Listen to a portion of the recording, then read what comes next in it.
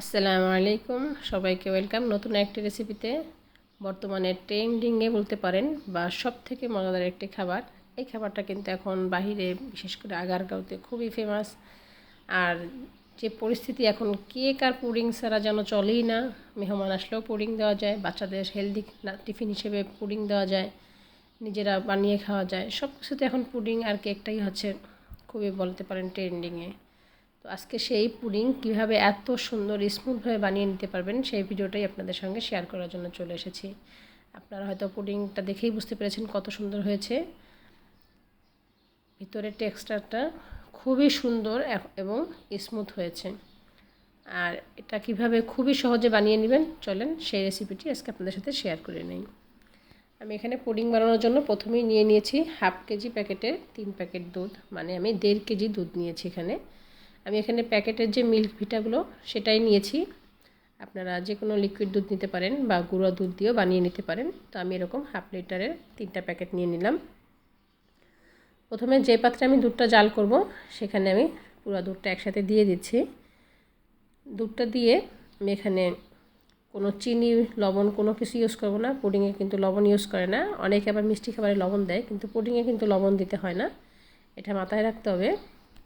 তো আমি এখানে দুধটা দিয়ে দিচ্ছি প্রথমে, দিয়ে আমি এখানে জাল করে একদম ঘন করে নেব। আমি এখানে কয়েকবারে ফুটিয়ে ফুটিয়ে দুধটা একটু ঘন করে নেব। যত ঘন হবে পুডিংটা কিন্তু ততই পারফেক্ট হবে। তো আমি এখানে বেশ কিছু সময় ধরে ফুটিয়ে নিয়েছি আর ফুটিয়ে একটা ভালো ঘনত্ব নিয়ে এসেছি। এখন আমি এটাকে ঠান্ডা করে এক সাইডে রেখে দিব। আর এখন আমি ক্যারামেল তৈরির জন্য এখানে হাফ কাপ চিনি দিয়ে দিয়েছি একটা স্টিলের বাটিতে। যেই পাত্রে আর কি আমি পুডিংটা সেট করব সেই পাত্রেই আমি চিনিটা দিলাম। আর সেই সাথে দিয়ে দিচ্ছি সামান্য কয়েক ফোঁটা পানি। এখন খুবই অল্প আছে, এটাকে আস্তে আস্তে ক্যারামেল তৈরি করে নেব। কোনো নাড়াচাড়া বা কিছু করব না, এটা অটোমেটিকলি ক্যারামেল হবে। আমি একটু পরপর শুধু পাঁচটা ঘুরিয়ে দিব যেন এক পাশে তাপ লেগে পুড়ে না যায়। আমি এখানে কোনো চামচ ইউজ করিনি, সামান্য এরকম একবার দুবার একটু মিলিয়ে দিয়েছিলাম। এভাবেই চুলার আঁচটা অল্প অল্প রাখবেন, একটু পর দেখবেন এটা ক্যারামেলে তৈরি হয়ে যাবে। তো দেখতেই পাচ্ছেন অলরেডি কিন্তু আমার ক্যারামেল হয়ে যাচ্ছে। এরকম ঘুরিয়ে ঘুরিয়ে চারপাশে দিয়ে চারপাশের যে চিনিটা আছে এটাও গলিয়ে নিয়ে সুন্দর একটা ক্যারামেল তৈরি করে দেব। আর ক্যারামেলটা তৈরি হয়ে গেলেও আমি এটাকে একটা সাইডে রেখে সেট হতে দেব। আমার ক্যারামেল তৈরি হয়ে গিয়েছে, আমি চুলাটা অফ করে দিয়েছি। এখন বাকি উপকরণে চলে গেলাম। এখানে আমি নিয়ে নিয়েছি 1.5 লিটার দুধের জন্য 6টা ডিম। এই হিসাবটা মনে রাখবেন, 1 পোয়া দুধের জন্য কিন্তু একটা ডিম লাগে। তো আমি এখানে 6টা ডিম প্রথমে ভেঙে নিচ্ছি। 6টা ডিম নিয়ে এখন আমি ডিমগুলোকে খুব ভালো মতো ফেটিয়ে নেব, যেন ডিমের কোনো লাম্পস না থাকে সেদিকে খেয়াল রাখতে হবে। ডিমটা খুব ভালো মতো ফেটিয়ে নিয়ে আমি কিন্তু মনে আছে দুধে কিন্তু কোনো কিছুই অ্যাড করিনি, আমি এখন ডিমে সেটা অ্যাড করব। সেটা হচ্ছে আমি এখানে চিনি অ্যাড করব। আমি এখানে দিয়ে দিচ্ছি হাফ কাপ চিনি। আর আপনাদের সুবিধার্থে কিন্তু আমি সব কিছুই লিখে দিয়েছি পরিমাণ সহ, যাতে আপনারা বুঝতেও পারেন। আমি এখন চিনিটাকেও খুব ভালো মতো গলিয়ে নিয়েছি, চিনিটা গলা পর্যন্ত আর কি মিশিয়ে নিয়েছি। এখন আমি একটা পাত্রে সব কিছু মিক্স করে নেব। তো প্রথমেই আমি দুধটা ঢেলে নিচ্ছি, যে দুধটা জাল করে ঠান্ডা করে নিয়েছিলাম সেটাই। এর মধ্যে কিন্তু আমার দুধও ঠান্ডা হয়ে গিয়েছে। তো আমি প্রথমে দুধ নিয়ে নিলাম। এখন নিয়ে নিচ্ছি যে ডিমটা গলিয়ে রেখেছিলাম সেই ডিমটা, মানে ফেটিয়ে রেখেছিলাম। আর এখানে খুব ভালো মতো এখন মিক্স করে নিব। মিক্স হয়ে গেলে আমি এখানে দিয়ে দিচ্ছি 1 টিস্পুনের মতো আপনার ভ্যানিলা এসেন্স দিয়ে এখন আবারও খুব ভালো করে মিক্স। তো হয়ে গেছে আমাদের রেডি। এখন হচ্ছে এটা বানিয়ে নেব। তো এখানে যেহেতু 1.5 লিটার দুধ, আমার এখানে একটা পাত্রে হবে না, আমি 2 পাত্রে বানাবো। তো এক পাত্রেরটা আপনাদের দেখিয়ে দিচ্ছি। এই যে ক্যারামেল তৈরি করে রেখেছিলাম, দেখেন সেট হয়ে গিয়েছে, ক্যারামেলটাও ঠান্ডা হয়ে। এখন এর উপর আমি অর্ধেকটা দিয়ে দেব। একটা ছাঁকনির সাহায্যে সেঁকে দিব, যাতে ডিমের কোনো লালা বা কোনো কিছু না থাকে, সাদা অংশ অনেক সময় থেকে যায় একটু, সেটাও যেন না থাকে। এভাবে সেঁকে দিলেই পুডিংটা খুব সুন্দর হয়, ভিতরে কোনো ফাটল থাকে না।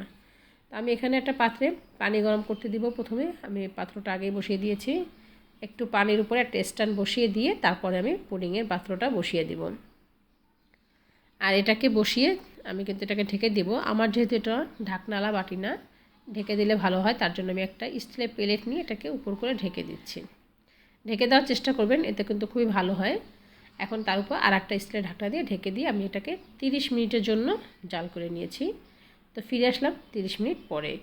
দেখেন আমি একটু উঠিয়ে দেখাচ্ছি আপনাদের যে আমার পুডিংটা কতটা পারফেক্ট হয়েছে। আমি একটা কাঠির সাহায্যে দেখে নিচ্ছি, কাঠিটা একদম স্মুথ বের হয়েছে, তার মানে আমার পুডিংটা কিন্তু খুবই সুন্দর হয়ে গেছে। এখন আমি এটাকে বের করে ঠান্ডা করে তারপর আপনাদের সামনে নিয়ে আসলাম। আমি একটু চারপাশে ছাড়িয়ে নিচ্ছি। আপনারা চেষ্টা করবেন যে টিফিন বাটির যে স্টাইলে যে বাটিগুলো হয় বা পুডিংয়ের জন্য কিন্তু আলাদা বাটি কিনতে পাওয়া যায়, সেটা নেওয়ার জন্য। আমি এখানে স্টিলের সাধারণত ঘরে যে বাটি ব্যবহার করি আমরা তরকারি রাখার জন্য, সেটা ব্যবহার করেছি, যার জন্য চারপাশ গোল স্টাইলে হওয়ার জন্য যখন এটা ছাড়ালাম চারপাশটা কিন্তু একটু আমার নষ্ট হয়ে গিয়েছে। তো আপনারা সেটা খেয়াল করবেন। একটা সোজা বাটি নেবেন, এরকম রাউন্ড শেপ বাটি না নিয়ে। আমার এই জন্য চারপাশটা দেখতে একটু কেমন হয়েছে, কিন্তু পুডিংটা কিন্তু খারাপ হয় নাই, সেটা আপনাদের কেটে দেখালেই আপনারা বুঝতে পারবেন। দেখেন আমি কিন্তু পুডিংটা ঠান্ডা করে তারপরে ফ্রিজে রেখে দিয়েছিলাম 1 ঘন্টার জন্য, তারপরে বের করেছি। আপনারা এটা একটু ফ্রিজে রেখে দিবেন আধা ঘন্টা 1 ঘন্টা, বা পারলে আরও বেশি সময়, তাহলে কি পুডিংটা খুব সুন্দরভাবে সেট হয়ে যাবে। দেখেন কত সুন্দরভাবে পুডিংটা হয়েছে, আপনারা হয়তো দেখেই বুঝতে পেরেছেন। দেখেন যদি এটা সুন্দর না হতো তাহলে কিন্তু এত সময় ফেটে যেত। তো আশা করি আপনারা আমার পুডিংটা দেখেই বুঝতে পেরেছেন যে এটা কতটা পারফেক্ট এবং ইয়াম্মি হয়েছে। তো আপনারাও কিন্তু পারেন আপনাদের বাচ্চাদের সাথে এরকম ইয়াম্মি ইয়াম্মি রেসিপি শেয়ার করতে। আর এরকম আরও অনেক মজাদার রেসিপি পেতে আমার চ্যানেলটি সাবস্ক্রাইব করতে ভুলবেন না। আর যদি ভিডিওটা ভালো লাগে তাহলে ফ্যামিলি এবং ফ্রেন্ডদের সাথে শেয়ার করে দিবেন।